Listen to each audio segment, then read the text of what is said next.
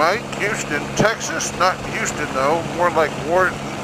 On my way over to a city named Port O'Connor, Texas, just outside of Victoria on the coast. Got a kind of a cluster of beaches on a little bit of a bay that comes in from the Gulf.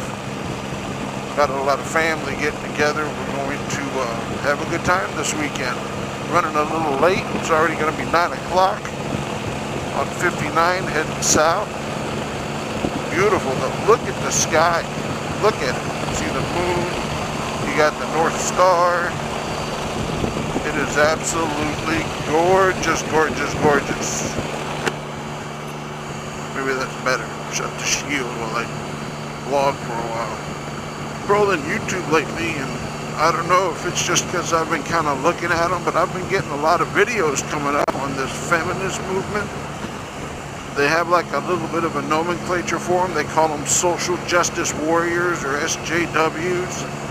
And these are basically, they go out there and scream about how there's this rape crisis going on and how women don't have equal rights. And I don't know, maybe I'm missing something. Maybe there is something going on in society today that I am completely and utterly unaware of. Because I had no idea that women didn't have equal rights. I even saw one video where there was a woman up there talking about, women not having equal rights, and talking about how every time a woman complains of rape, we need to believe her automatically because statistically there's a very small percentage of rape victims that are lying about their rapist or whatever the hell,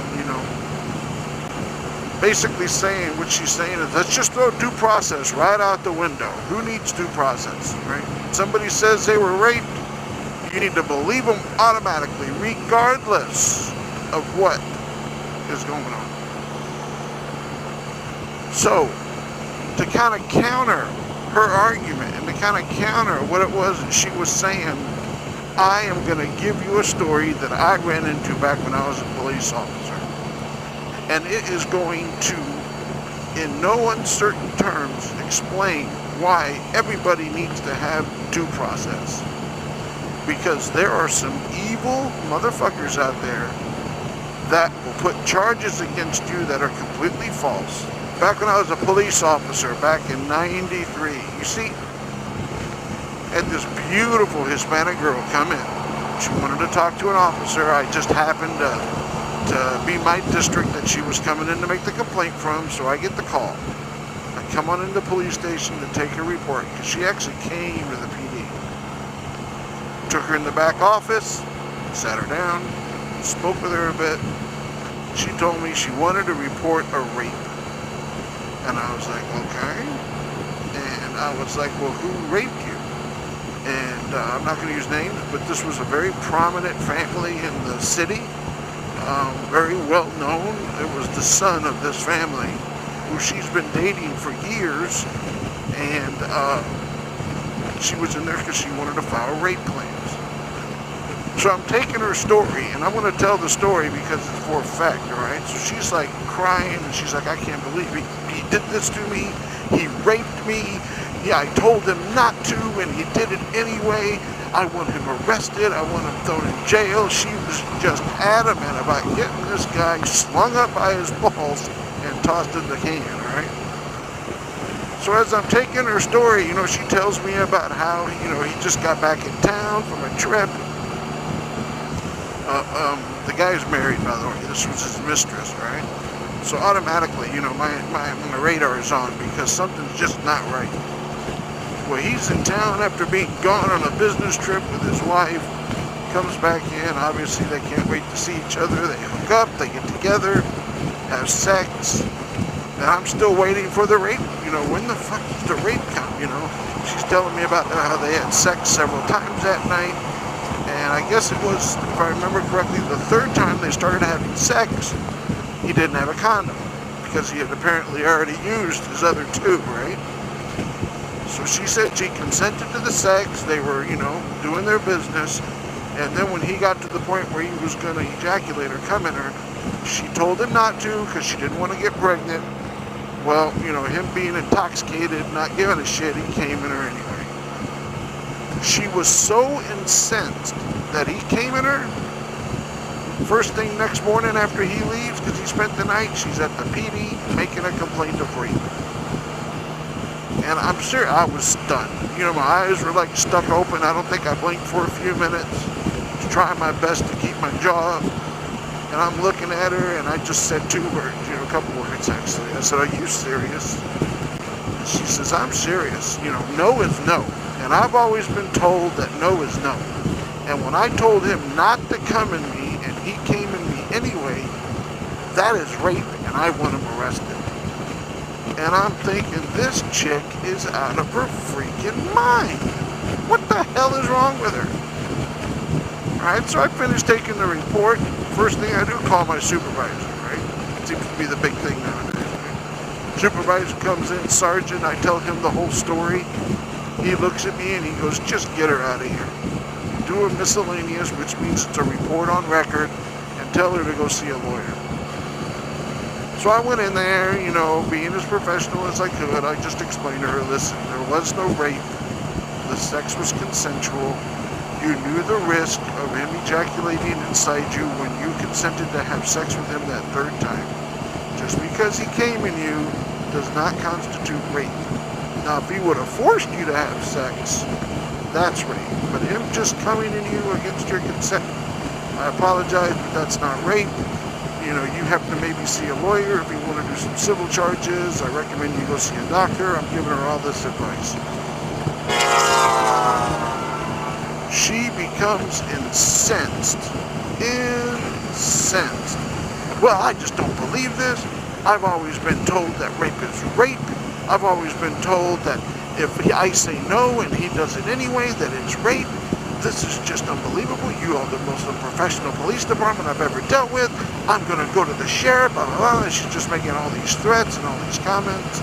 I called a couple of witnesses in there, and then she starts going, "Well, what if I change my story?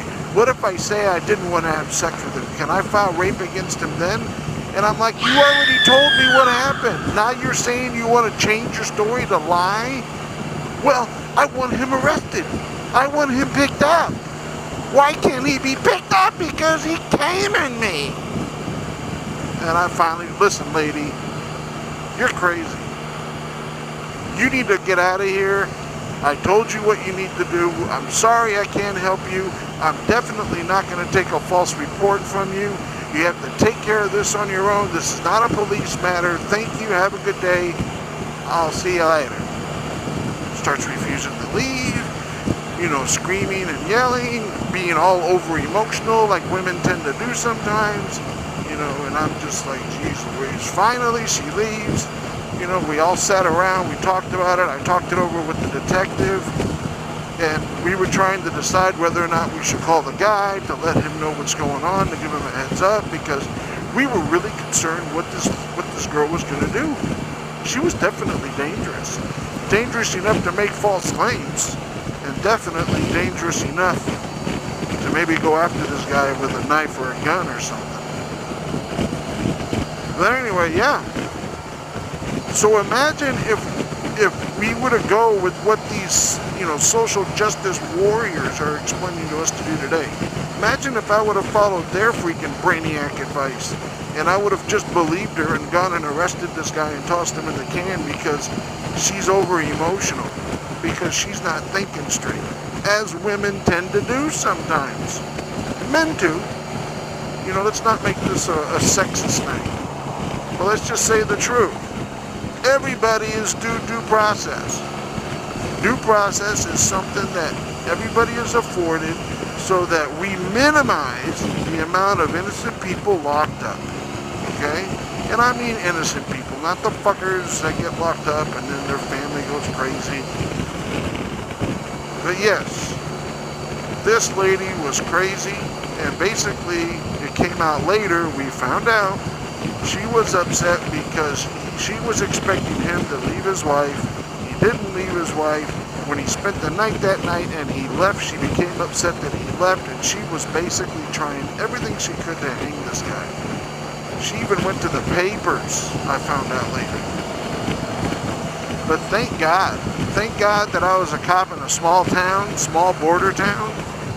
And thank God we all communicated with each other and we were able to handle this appropriately. If this would have occurred in like New York or Chicago or Detroit or LA, and they would have gone to the papers just see, issues being bought up by people, and they see a way to sell a story, and they'd have ran that damn thing anyway.